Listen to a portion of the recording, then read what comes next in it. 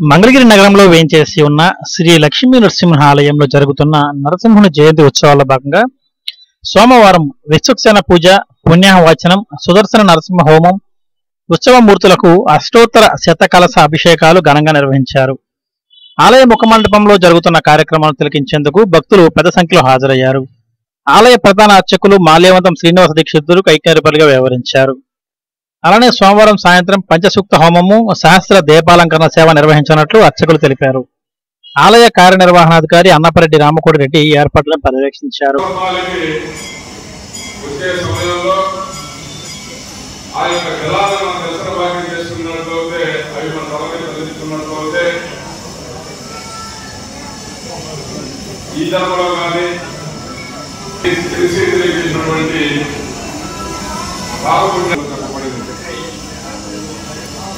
అటువంటి మహోత్తర కార్యక్రమం ఈ రోజు మనం కూడా చేసుకుంటున్నాం. స్వామివారి యొక్క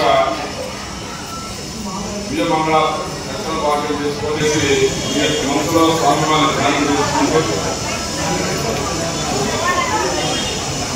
స్వామి యొక్క జలాలను తిరిగి వచ్చి ఆ యొక్క జలాన్ని యొక్క శిరస్సు మీద పడతారు కాబట్టి స్వామి యొక్క విరోధన కార్యక్రమం